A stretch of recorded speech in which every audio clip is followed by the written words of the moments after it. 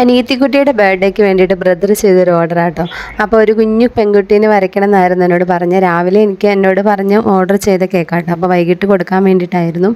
അപ്പോൾ ഈ ഒരു കേക്ക് ഞാൻ നോക്കിയപ്പോൾ സിമ്പിളായിട്ട് ചെയ്യാൻ പറ്റുന്ന, നമുക്ക് പിന്നെയും കൂടുതൽ ചിലവ് കുറച്ചും സിമ്പിളായിട്ട് ചെയ്യാൻ പറ്റുന്നത് നമ്മൾ ക്രീമിൽ തന്നെ ചെയ്യുമ്പോഴാണ്. അപ്പോൾ ആ ഒരു ക്രീമും കൊണ്ട് ചെയ്യുമ്പോൾ സത്യം പറഞ്ഞാൽ നമ്മളൊന്ന് നന്നായിട്ടൊന്ന് ശ്രദ്ധിച്ചാൽ സത്യം പറഞ്ഞാൽ നല്ല ക്ലിയർ ആയിട്ട് നമുക്ക് കിട്ടും. ഞാൻ എൻ്റെ ഒരു അനുഭവത്തിൽ നിന്ന് പറയുന്നു കേട്ടോ ഇതെല്ലാം. കാരണം എന്താണെന്ന് വെച്ചാൽ നമ്മൾ ചെയ്ത് ശീലിക്കുമ്പോഴാണ് ഓരോന്ന് പഠിച്ച് വരിക. ഇനിയും എന്തുമാത്രം കാര്യങ്ങളാണ് നമുക്ക് പഠിക്കാനുള്ളത്. അപ്പോൾ ഇങ്ങനെ ഓരോ ശീലമായി കഴിയുമ്പോഴാണ് നമ്മൾ ഓരോന്ന് പഠിച്ച് വരിക കേട്ടോ.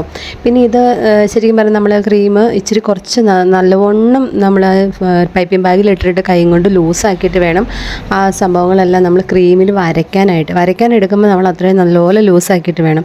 പിന്നീട് നമ്മളൊരു വൈറ്റ് പേപ്പർ കൊണ്ട് ജസ്റ്റ് ഒന്ന് നന്നായിട്ട് തൂത്ത് കൊടുത്തു കഴിഞ്ഞിട്ടുണ്ടെങ്കിൽ കറക്റ്റ് നമുക്ക് ആ ഒരു ലെവലിൽ തന്നെ ഇങ്ങനെ കിട്ടും കേട്ടോ. ഇല്ലെങ്കിൽ പൈപ്പിംഗ് ബാഗ് കൊണ്ട് തന്നെ, നല്ല ലൂസാണെങ്കിൽ പൈപ്പിംഗ് ബാഗ് കൊണ്ട് തന്നെ നമ്മൾ പയ്യെ ഒന്ന് ഇങ്ങനെ വരഞ്ഞ് കൊടുത്തിട്ടുണ്ടെങ്കിൽ കറക്റ്റായിട്ട് കിട്ടുവേ. പിന്നെ ലാസ്റ്റത്തെ ഒരു ടച്ചപ്പ് എന്ന് പറയുന്നതാണ് നമ്മുടെ ഗനാഷി വെച്ചിട്ട് ഇങ്ങനെ വരച്ച് കൊടുക്കുന്നത്. അപ്പോൾ ഈ ഒരു ഗനാഷി വെച്ചിട്ട് വരച്ച് കൊടുക്കുമ്പോൾ നമ്മുടെ പിക്ചർ ശരിക്കും പറഞ്ഞാൽ കംപ്ലീറ്റ് ആവും കേട്ടോ. പിന്നെ ആ ചിത്രത്തിന് കുറച്ചും കൂടി ഒരു ഭംഗി വരുത്താൻ വേണ്ടിയിട്ട് ഞാൻ കുറച്ച് ഇലകളും പൂക്കളും ഒക്കെ വെച്ചിട്ടങ്ങ് ഒന്ന് ചെറുതായിട്ട് ഒരു ഡെക്കറേഷൻ കൊടുത്തിട്ടുണ്ട് കേട്ടോ.